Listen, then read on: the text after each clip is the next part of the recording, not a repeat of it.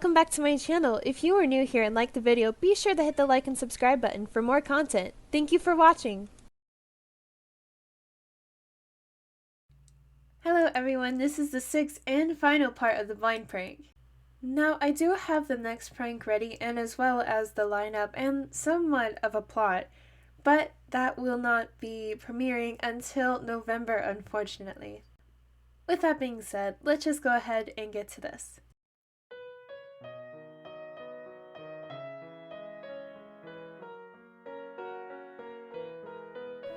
Surprisingly, KinKuni knew what he would do for the prank. He was inspired by the others' pranks. And he had just the perfect idea. He just so happened to have color contact lenses that he never got to use for last Halloween, that hopefully hadn't expired. Guess we'll find out. The contacts still showed his coffee brown eyes, but it added a certain haze, like white clouding his eyes, making him appear lighter and almost dead. He grimaced, feeling that his eyes were already getting irritated. Okay, definitely expired. He had to make this quick, or else the unstable levels of alkaline in the contacts would cause an infection, and that's the last thing he wanted. He got pink eye one time in elementary school, and that was absolutely miserable. He walked to Kindaichi's house, like he normally did before they walked to practice, but stopped in front of his door.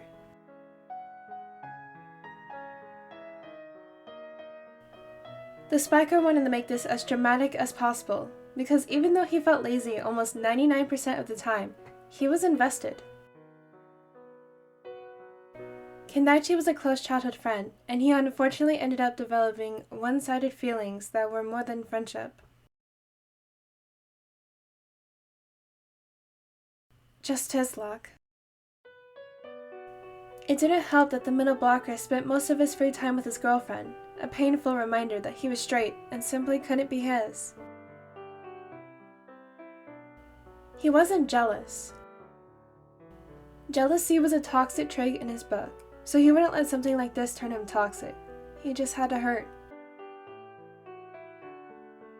That was okay. He threw his bag against the front door as hard as he could. That would sure enough grab the Toller's attention that was still inside of his house.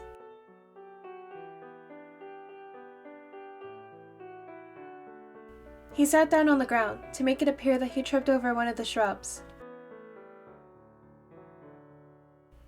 It wasn't long until Kindaichi's head poked out the front door. His hair was yet to be gelled, so his locks were partly draping over his silver eyes.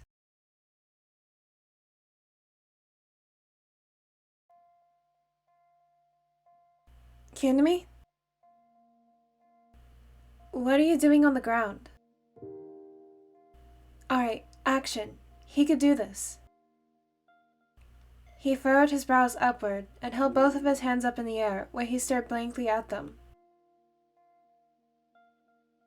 Yo, Earth to KinKuni. He pretended like that was the first time he heard the latter and shot his head up at the source. It was only then the middle blocker was able to see his clouded eyes. Now alert, he left the comforts of his home and was quick to get to his friend's side. What the hell happened? The taller reached out to KinKuni, his fingertips grazing the smaller's cheek, making him flinch back. The taller took a deep breath, realizing him being unhinged and taking it out on the smaller was not the way to go about the situation. It would only freak him out more. He couldn't explain the pain he felt seeing his childhood friend in this state of fear and pain. He noticed the hemorrhage in his eyes and how it seemed to take over the majority of his sclera. He tried reaching again. This time KinKuni let him. The middle blocker's hand tucked some of the latter's brunette locks behind his ears so that he could get a better view.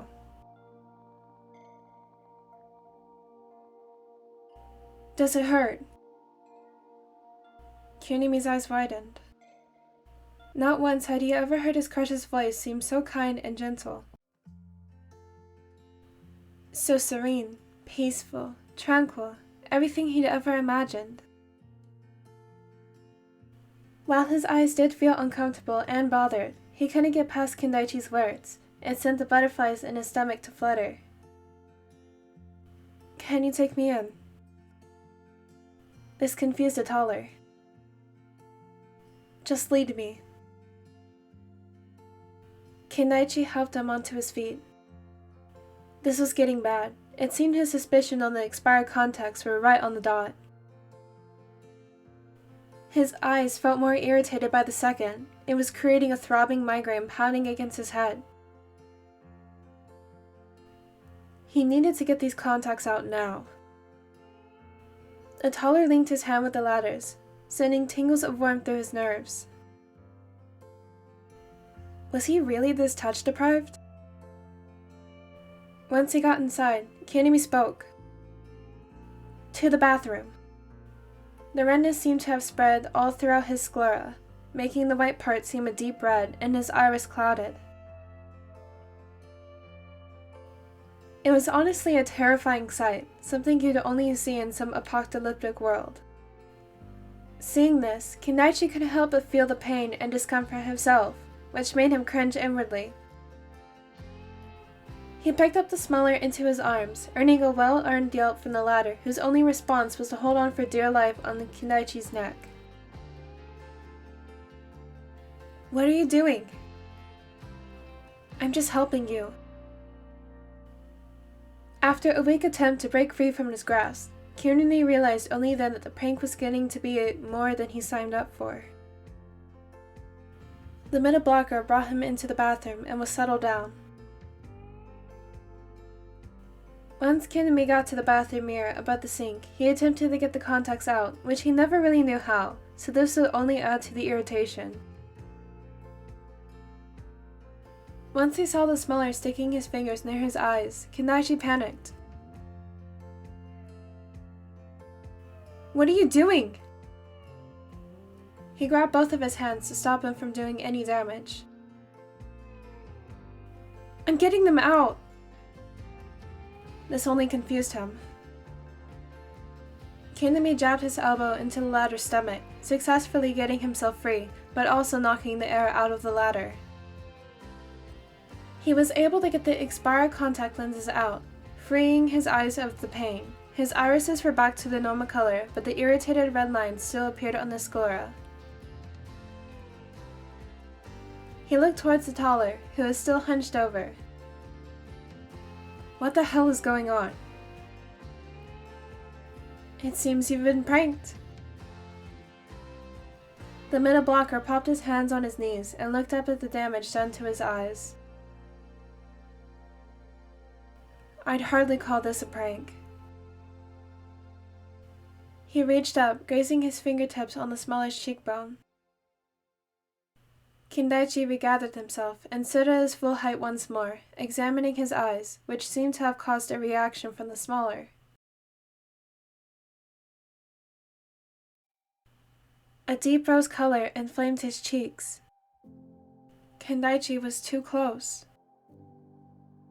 They both turned away, hearing the front door open. "You?" Kindaichi stepped away, like he had been caught from doing something he shouldn't have been doing. He was confused and very much conflicted. "I'm in the bathroom." A small brunette girl emerged from the hallway, peeking her head from the doorframe. "Oh, hey, KinKuni." "Hi." If only that moment could have lasted a little longer. But this was wrong. He had a girlfriend. This was so very much wrong. Kindaichi left the bathroom with his girlfriend, leaving KinKuni back to square one. Alone.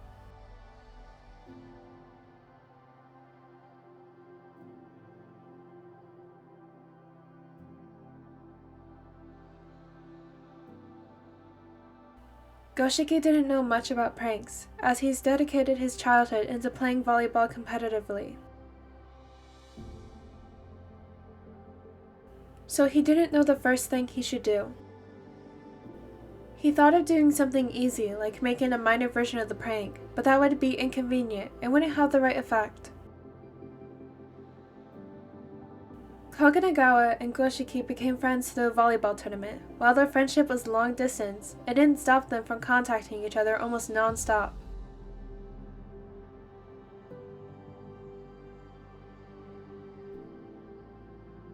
It didn't take long until Goshiki's admiration became something more untamable. He admits he had fallen deeply in love with the setter, which he almost despised. Because he dedicated his entire life to volleyball, he never experienced anything like having a crush or falling in love. With this being said, he didn't know how to feel about it. He didn't know how to react and respond to the aching pain in his chest whenever they ended their call, and his screen went black, and he was back to being alone in his room. Being alone used to mean comfort to him. It gave him a chance to breathe and relax from the pressures of the world, but now it was nearly unbearable. The same time, every day, the two players would start a video call, and it would last for hours. There was only one time that the two missed a day, and that was when Koga ended up getting really sick. Fortunately, their call was about to start, and Goshiki had the perfect plan for the prank. Just as he figured out what he planned on doing, he conveniently saw his phone ringing. Okay, acting shouldn't be that hard. He accepted the call, but positioned the camera towards the ceiling so that his face wasn't showing. Goshiki? Who are you? That was a stupid thing to do. This is the only time he would call anyone, plus Koganagawa's voice is unmistakably noticeable. What do you mean? Okay, just play it off. Koga? Who else? Wow, way to point out that he's a complete loner and only talks to one person. Sorry. Why aren't you showing your face? Goshiki almost laughed, seeing the teller trying to peek around the screen, like it would make his line of vision any different. Believe it or not, but the setter was actually super flirtatious. He would always tease the smaller about how cute and adorable he was, so he liked showing his face. It gave him mixed feelings, and that's probably where his crush for him originated, but he liked it. He sniffled, adding effect to his flawless performance. Koga's smile immediately vanished upon hearing the barely noticeable noise from the ladder. He found it funny how the taller's worried look was more of a malice glare, like he was already planning on destroying whoever made him feel that way. Goshiki? Are you crying? In order to make this seem realistic, he needed to act like his usual self. No, I'm not crying. Crying? His voice cracked. Crying means you're weak. I'm not weak. Okay, maybe he was getting a little too into this. Who called you weak? What happened? His voice had a mixture of gentleness and a bitter edge. Nothing. Tsutomu. He broke into sobs, hearing his given name. Wow, maybe he really should rethink his career path.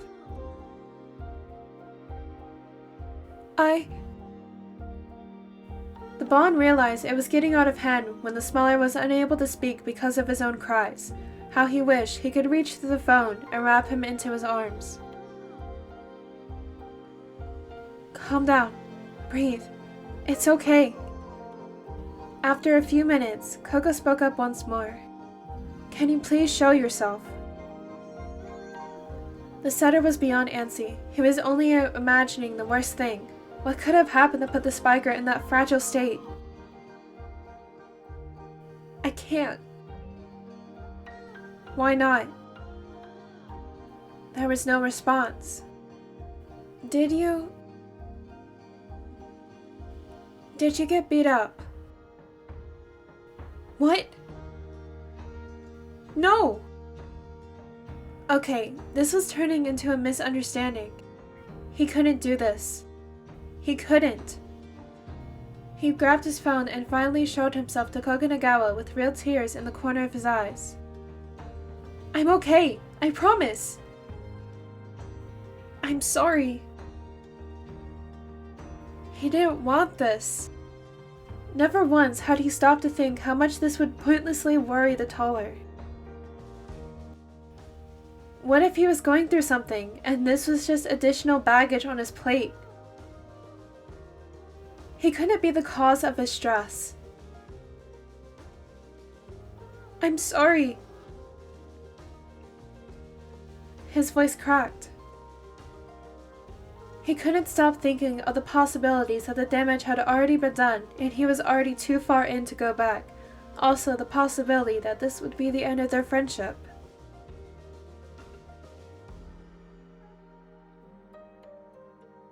He already knew that he had no chance with the setter.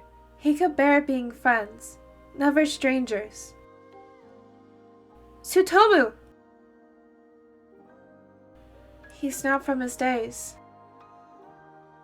He didn't remember crouching down on the floor or dropping his phone, causing the taller to panic. He also didn't remember finding his lungs incapable of processing what oxygen was, or even why his cheeks had gotten so damp. Calm down. He had to calm down. This is why you don't accept random challenges from a group chat full of competitors from other teams. Shit. He hung up the phone. He was too far in. There was no going back.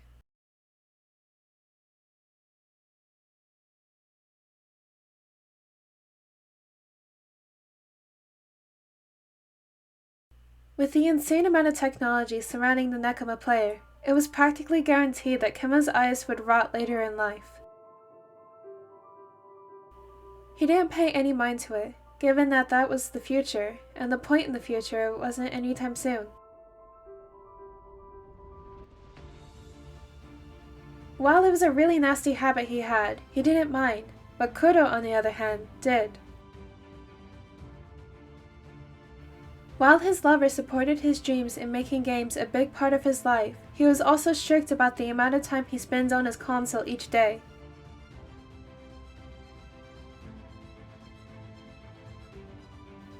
Just for the sake of his health.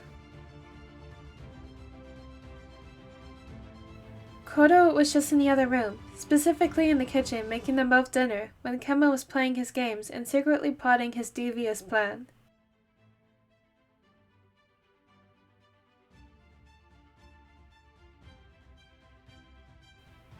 After deciding on a rather solid plan, the setter logged out of his game and screamed to the top of his lungs, officially starting the prank.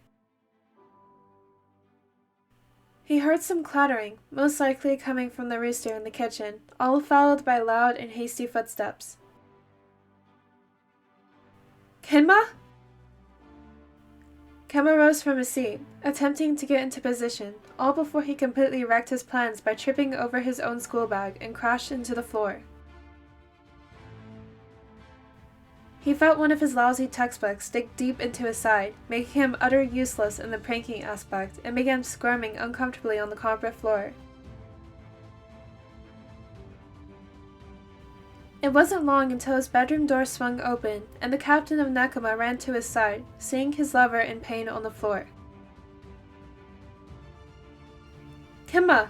Love! What happened? Kota moved the bag that Kema supposedly had landed on top of and checked for anything out of the ordinary.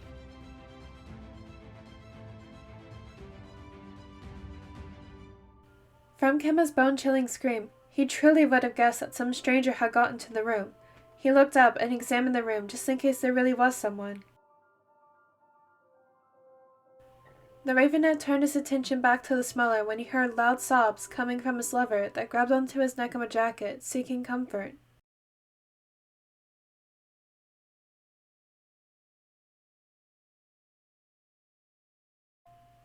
Ken? Honey, you have to talk to me. Kemma climbed into Kuro's lap, practically merging himself into the tallest touch, taking in both his warmth and scent. Where did it go? His voice was so quiet, it was barely even heard by the rooster. Where did what go, baby? Kemma wanted to smile. Whenever he got sad, Kuro would always call him different, sweet names to comfort him. Kuro ran his hand up and down the smeller's back and began rocking his body back and forth to calm him.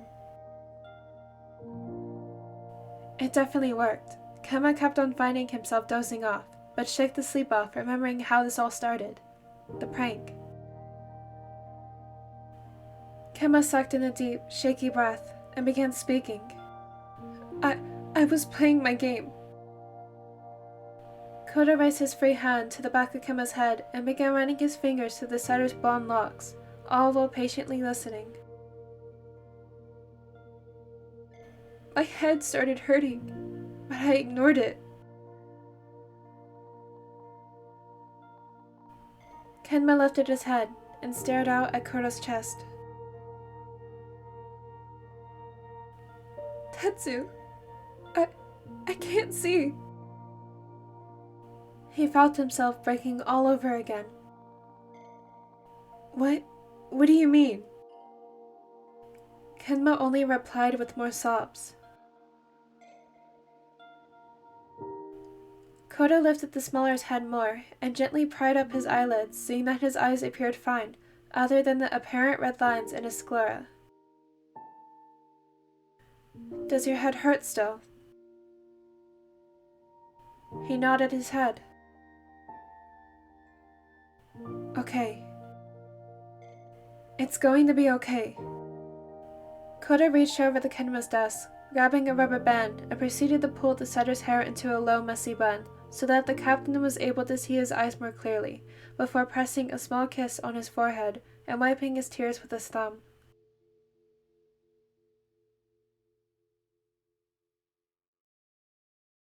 It's okay, love. We'll figure this out. Just like we always do.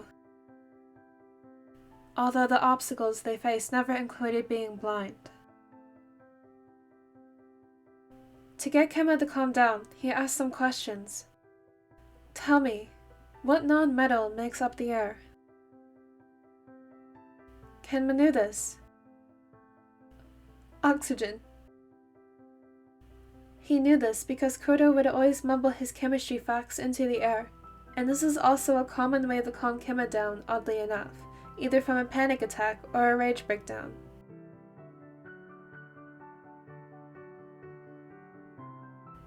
Alright. Kuro leaned back against the wall and brought Kenma to his chest, letting the smaller listen to his heartbeat. What is a natural gas similar to methane? Kenma felt his lips turn upwards. Hydrogen. And what do both oxygen and hydrogen make? Water. Kenma was nowhere close to being a science nerd, at least not like Kuro. Yet, these simple questions brought him comfort because they came from Kuro. Kuro leaned down, pressing a kiss onto the top of the blonde's head, realizing he was feeling better and no longer crying. He got up with Kenma still in his arms. What are you doing? We need to get you to a doctor. No! Okay, this was enough. Why not? You obviously can't. Because I'm fine, you rooster. Could have had it. He always did when it was Kemma calling him that nickname. The setter rolled his eyes and placed a kiss on Kuro's cheek. Don't pout, dummy. Pout? I'm not... Wait. You can see me? Kemma laughed lightly. Of course I can. But I thought... And your suspicions were correct. For the prank at least. Kuro blinked. Prank? Wait, I've been pranked? Well done, love. The blonde giggled into his neck. Wow, these pranks are getting more ruthless. Don't even go there, mister. I can somehow drown in my bathtub. I was being nice about it. He was interrupted with Kinema jabbing him in the arm. That still wasn't nice. More extreme than me passing out. Kuro found a seat in Kinema's desk chair, tucking a blonde stray hair behind the setter's ear.